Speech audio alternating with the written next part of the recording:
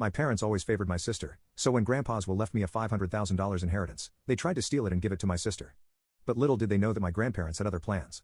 I, 28M, come from a family with a long and complicated history of favoritism.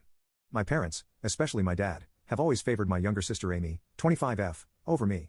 This favoritism started when we were kids and only got worse as we grew up. From my earliest memories, Amy was always the golden child.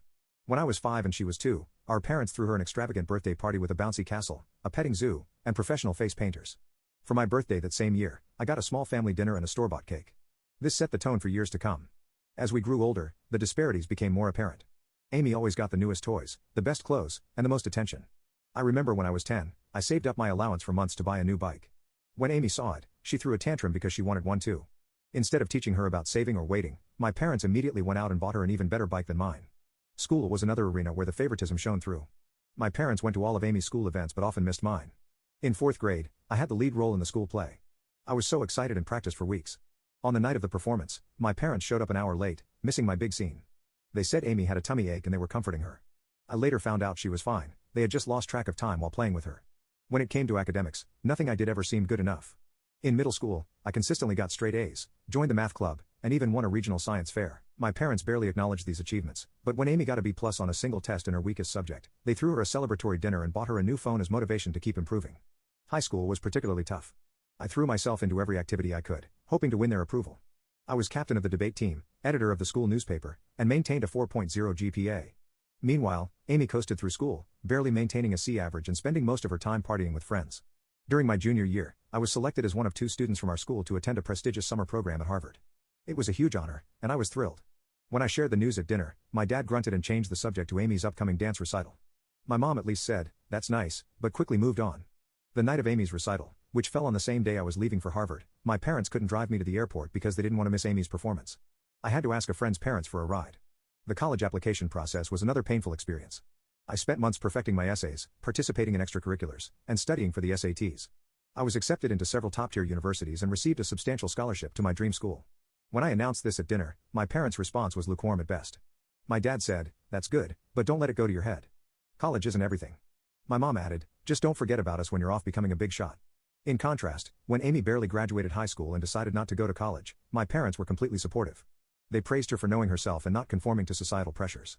They even bought her a car as a graduation present, something they never did for me.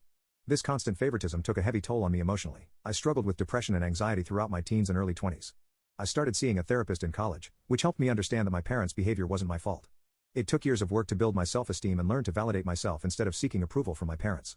Despite the lack of support from my immediate family, I managed to build a good life for myself. I graduated college with honors, secured a good job in finance, and even bought my own house by 27.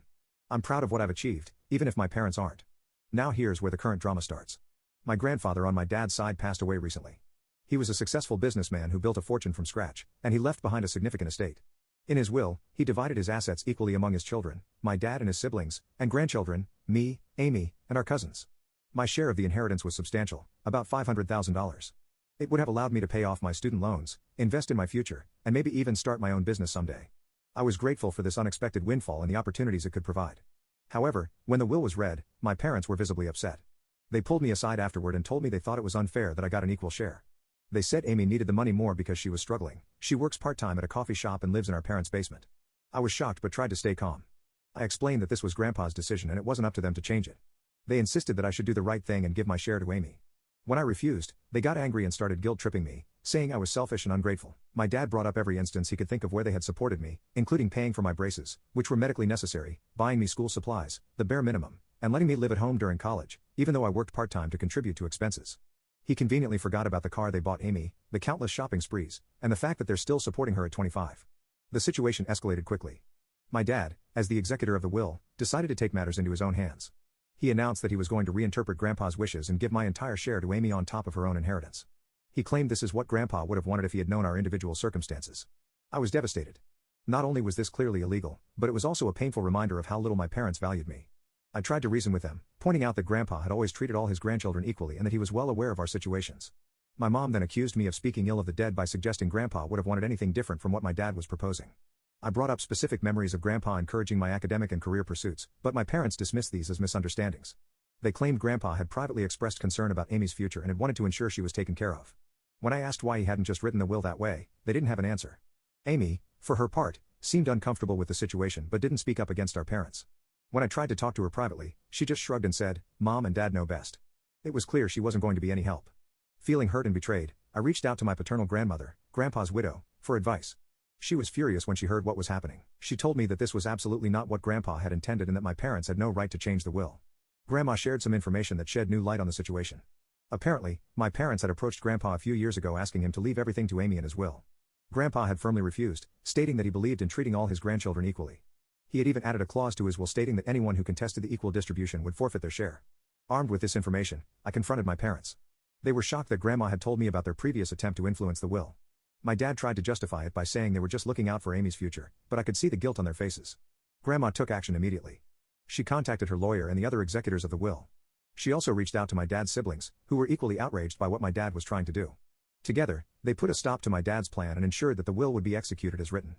My parents were forced to back down, but they were furious with me.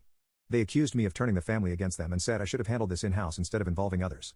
Now you can check for a part 2 by pressing share and more.